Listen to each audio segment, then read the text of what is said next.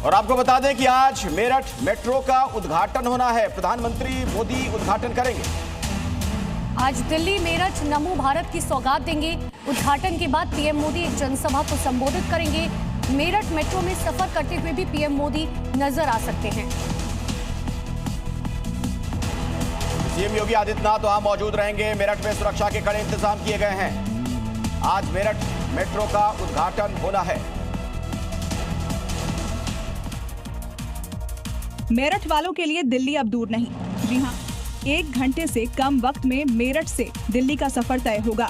PM पश्चिमी उत्तर प्रदेश के इस शहर में शताब्दी नगर नमो भारत स्टेशन पर मेरठ मेट्रो और नमो भारत ट्रेन को हरी झंडी दिखाकर रवाना करेंगे। प्रधानमंत्री वहां से मेट्रो से मेरठ साउथ स्टेशन तक जाएंगे और दोपहर करीब 1 बजे मेरठ में लगभग 12,930 करोड़ रुपए की विभिन्न विकास परियोजनाओं का उद्घाटन करेंगे।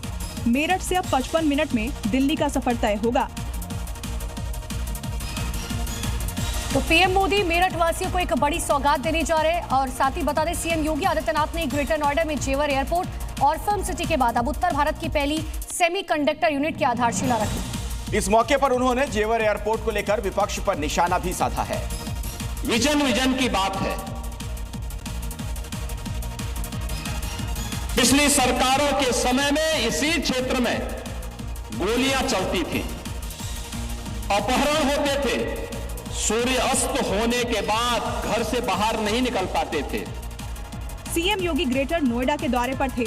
जेवर एयरपोर्ट को लेकर सीएम योगी ने कहा, जहां पहले कट्टे चलते थे, आज वही देश का जेवर है। आदरणीय प्रधानमंत्री जी के मार्गदर्शन में, उनकी विजनरी लीडरशिप में ये जेवर न केवल उत्तर प्रदेश का बल्कि भारत का भी जेवर बनकर के उभर रहा है। सीएम योगी यहां प्रदेश की पहली display driver semiconductor offset unit के शुभारंभ पर पहुंचे थे, जिसमें पीएम मोदी भी वर्चुअली जुड़े। उत्तर प्रदेश के मुख्यमंत्री योगी आदित्यनाथ न सिर्फ प्रदेश का विकास कर रहे हैं बल्कि देश की शान भी बढ़ा रहे हैं।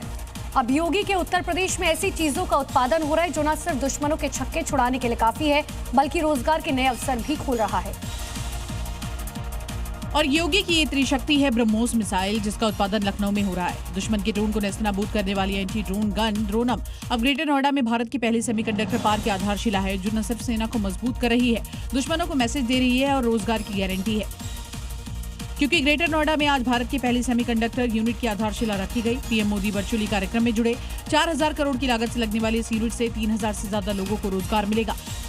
और अब से कुछ घंटों के बाद योगी यूपी के विकास के लिए जापान, सिंगापुर से इन्वेस्टमेंट लाने वाले हैं। सीएम वहां की टेक्नोलॉजी को जानकर यूपी में उसी आधार पर विकास की नई परिभाषा को गढ़ेंगे। यूपी के मेरठ में बाबरी मस्जिद के नाम पर चंदा इकट्ठा करने का मामला सामने आया। दरअसल आरोप यह है कि मेरठ के व्यापारियों ने लगाया है। उनका यह कहना है कि मुस्लिम समुदाय के लोग आते हैं और उनके घरों दुकानों में घुसकर चंदा मांगते हैं, और इसी के बाद उन्होंने इसकी शिकायत पुलिस में की है। लगता है कि साजिश के तहत आ रहे हैं। कोई तो कहता है मस्जिद के नाम पे है, कोई कहता है कि मदरसे के नाम पे है। शिकायत के बाद पुलिस अलर्ट है, क्योंकि योगी साफ कर चुके हैं कि बाबरी कयामत तक नहीं बन पाएगी। कयामत के दिन तक भी कभी कयामत का दिन तो कभी आना ही नहीं है, और इसलिए बाबरी ढांचे का पुनर्निर्माण कभी होना ही नहीं है। रमजान का महीना हो और लाउड स्पीकर पर राजनीति ना हो तो सियासत अधूरी सी लगती है। लेकिन हमारे सियासतदान इसका पूरा ख्याल रखते हैं, तभी तो यूपी में एक बार फिर से डीजे बनाम लाउड स्पीकर पर सियासी वार पलटवार शुरू हो गया। लाउड स्पीकर को लेकर सीएम योगी पहले ही अल्टीमेटम दे चुके हैं।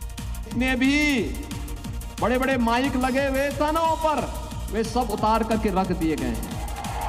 बावजूद इसके समाजवादी पार्टी रमजान पर लाउड स्पीकर के इस्तेमाल करने की मांग कर रही है, और ये मामला अब डीजे तक पहुंच गया है। डीजे की आवाजें इतनी जबरदस्त होती हैं कि हार्ट के मरीज जो है कानों में उंगलियां दे लेते हैं। हार्ट के मरीज जो है और पीछे चले आते हैं सड़क से। तो कानून तो फिर सबके लिए बराबर होना चाहिए।